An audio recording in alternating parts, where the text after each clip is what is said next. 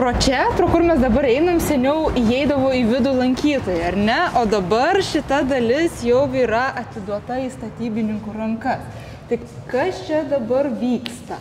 Taip, mes dabar įeiname pro buvusį muziejaus pagrindinį įėjimą. Mano dešinėje pusėje matome buvusią muziejaus bilietų kasą ir galbūt iš karto galime ir atsakyti į klausimą, kodėl mes tą pokytį tokį įgyvendiname.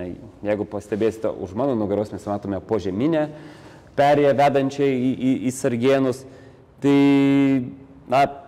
jau minėjau, kad tikslas buvo labiau integruoti pastatą į bendrą Kauno 9 forto muziejaus memorialinio komplekso tokią navigacinę sistemą. Jeigu anksčiau lankytojui ateinančiam į muziejų vis tiek jis tiesių taikymą dažniausiai keliaudavo į fortą ir užmirždavo tiesiog užsukti arba tiesiog nepastebėdavo dėl tokios pastato formos, kur vis dėlto yra tos bilietų kasos. Tai mes norėjom, kad greta pagrindinių takų būtų vis tik arčiau mūsų infocentras, mūsų bilietų kasos.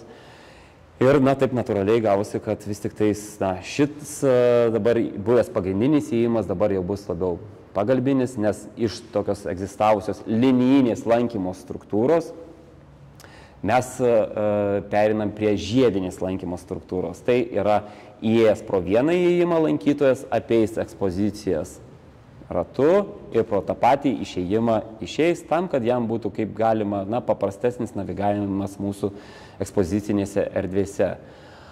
Šis tuo tarpu įėjimas bus daugiau naudojamas darbuotojams muziejaus, aptarnaujančiam personalui ir vėlgi aptarnaus tas funkcijas, kurioms šitos erdvės bus skirtos.